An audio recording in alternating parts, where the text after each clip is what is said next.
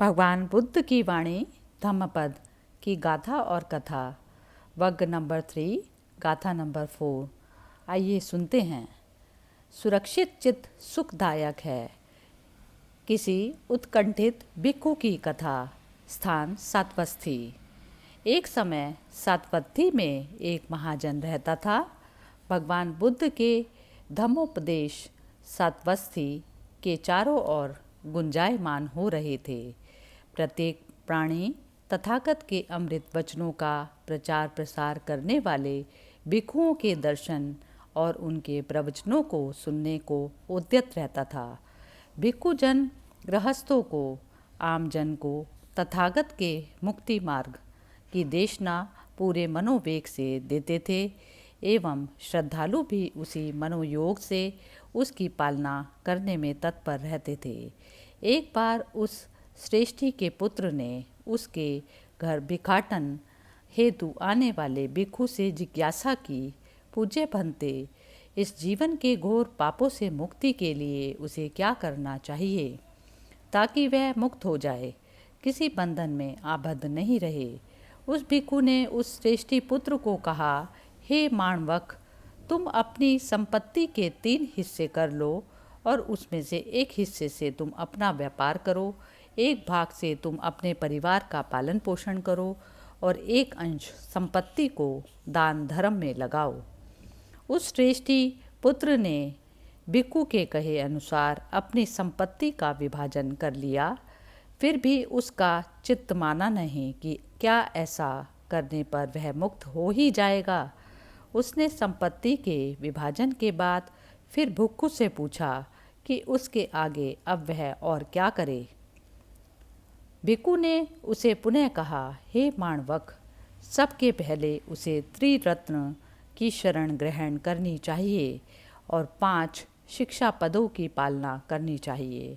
जब वह 5 शिक्षा पदों को धारण कर ले, अर्थात कोई भी मनसा वाचा कर्मणा ऐसा कर्म नहीं करे जिससे प्राणी पतन की ओर जाता हो, गर्त की ओर जाता हो, यानी प्राणी हिंसा करने से विरत रहना, कोई भी वस्तु जो दी नहीं गई हो उसे नहीं ले, अर्थात कभी किसी वस्तु की आवश्यकता हो और वह किसी अन्य के पास है तो उसे मांगकर उसकी आज्ञा से ही उसका उपयोग करे, चोरी नहीं करे, मिथ्या कामाचार नहीं करे, झूठ नहीं बोले, वह कच्ची पक्की शराब जो प्रमाद पैदा करती है उससे दूर रहने की शिक्षा धारण करे।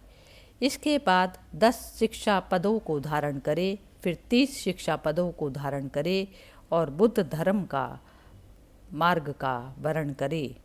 उस श्रेष्ठ पुत्र ने इन सभी शिक्षा पदों को धारण किया और वह भिक्षु बन गया। प्रवज्या ग्रहण करने के बाद विनयधरों ने उसे विनय की शिक्षा दी, उसे शुद्ध की शिक्षा दी गई और अभिधम्म की भी शिक्षा दी गई।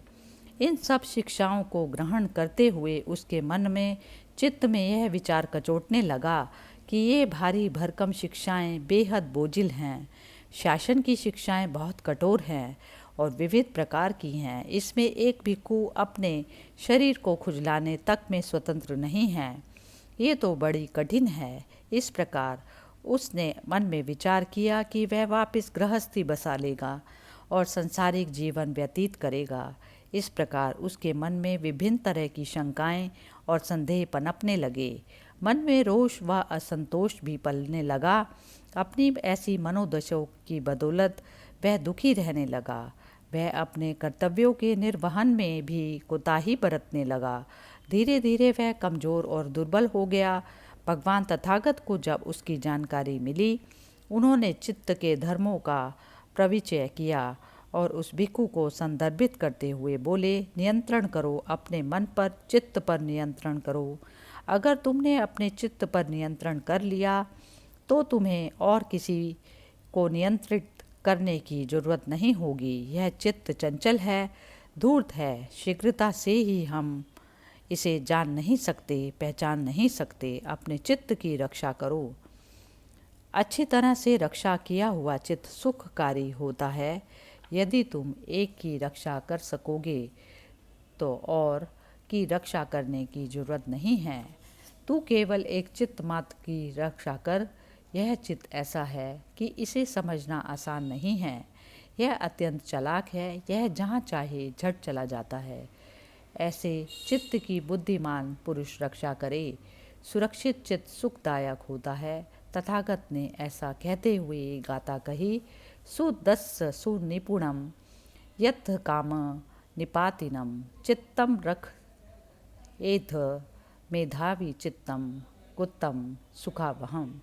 जिसे समझना आसान नहीं, जो अत्यंत चालाक है, जो जहाँ चाहे झट चला जाता है, ऐसे चित्त की बुद्धिमान पुरुष रक्षा करे। सुरक्षित चित्त सुखदायक होता है।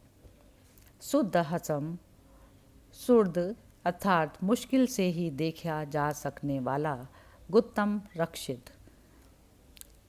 इस कथा के माध्यम से भगवान बुद्ध यह बताना चाह रहे हैं कि अपने स्वयं के चित्त या मन पर ही आपको 24 घंटे निगरानी करनी है।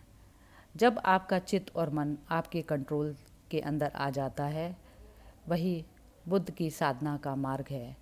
और उसके अलावा मनुष्य को किसी और चीज़ की चिंता करने की बिल्कुल भी ज़रूरत नहीं है।